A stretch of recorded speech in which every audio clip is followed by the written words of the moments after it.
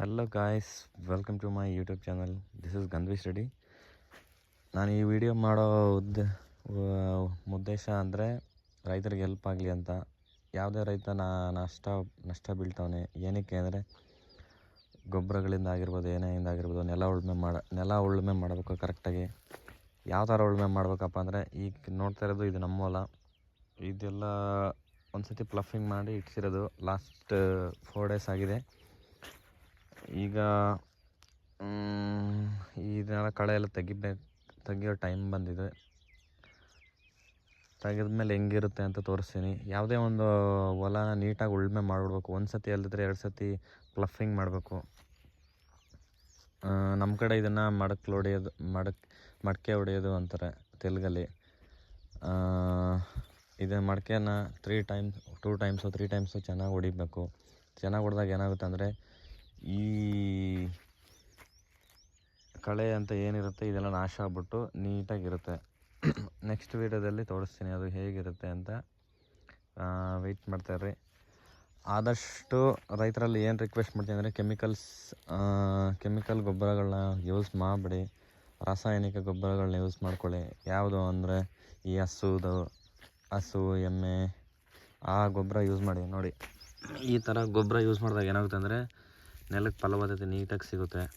ನೀವು ಹಾಕೋ ಬೆಳೆಗಾಗಲಿ ತುಂಬ ಸಿಗುತ್ತೆ. ಇನ್ನು ಬೇರೆ ಇರ್ತವೆ. ಕೋಳಿ ವೇಸ್ಟ್ ಅಂತ ಬರುತ್ತೆ, ಅದು ಹಾಕಿದ್ರು ಸೂಪರಾಗಿ ಬರುತ್ತೆ. ಅದರಲ್ಲಿ ತುಂಬ ಪ್ರೋಟೀನ್ಸ್ ಜಾಸ್ತಿ ಇರುತ್ತೆ. ನೆಲಕ್ಕೆ ಏನೇನು ಸಿಗಬೇಕು, ನ್ಯೂಟ್ರಿಯೆಂಟ್ಸು, ಪ್ರೋಟೀನ್ಸು, ಕ್ಯಾಲ್ಶಿಯಂ, ಪೊಟ್ಯಾಷಿಯಮ್ ಅವೆಲ್ಲ ಸಿಗ್ತಾ ಇರುತ್ತೆ. ನಾನು ಹಾಕಿದ್ದೀನಿ ಈ ಗೊಬ್ಬರ, ರಾಸಾಯನಿಕ ಗೊಬ್ಬರ ಹಾಕಿದ್ದೀನಿ. ಎಮ್ಮೆ, ಹಸು ಇವೆಲ್ಲ ನಮ್ಮ ಮನೆಯಲ್ಲಿ ಒಂದು 4-5 ಎಮ್ಮೆ ಹಸು ಇದ್ದಾವೆ. ಇದರಲ್ಲಿ ಹಾಕಿದ್ದೀನಿ.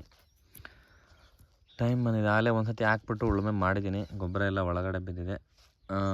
ಈಗ ಇನ್ನೊಂದು 1 or 2 daysಲ್ಲಿ ಇದನ್ನು ರೋಟಿವೇಟ್ರ್ ಹಾಕ್ಸ್ಬೇಕು. ರೋಟಿವೇಟ್ರ್ ಹಾಕ್ಸ್ದಾಗ ಹೇಗಿರುತ್ತೆ ಅಂತ ನಾನು ಮತ್ತೆ ಇನ್ನೊಂದು ವೀಡಿಯೋದಲ್ಲಿ ಸಿಗ್ತೀನಿ.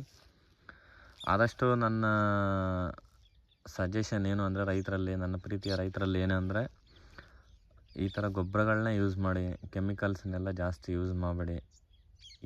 ಇತ್ತೀಚಿನ ಕಾಲದಲ್ಲಿ ಹೇಗಾಗಿದೆ ಅಂದರೆ, ನೆಲ ಕೂಡ ಕೆಮಿಕಲ್ ಗೊಬ್ಬರ ಇಲ್ದಲೇ ಇದ್ದರೆ ಅದು ಬೆಳೆದಲೇ ಆಗೋಗ್ಬಿಟ್ಟಿದೆ. ಯಾಕಂದರೆ ನಾವು ಹಂಗೆ ಮಾಡಿಬಿಟ್ಟಿದ್ದೀವಿ. ಇನ್ಮೇಲೆ ಆದರೂ ನೀಟಾಗಿ ಎಲ್ಲ ರೈತರ ಹತ್ರನೂ ನನ್ನ ರಿಕ್ವೆಸ್ಟ್ ಏನು ಅಂದರೆ, ಗೊಬ್ಬರಗಳನ್ನ ಯೂಸ್ ಮಾಡೋದು ಕಮ್ಮಿ ಮಾಡಿ, ಆರ್ಗ್ಯಾನಿಕ್ ಗೊಬ್ಬರಗಳನ್ನ ಯೂಸ್ ಮಾಡಿ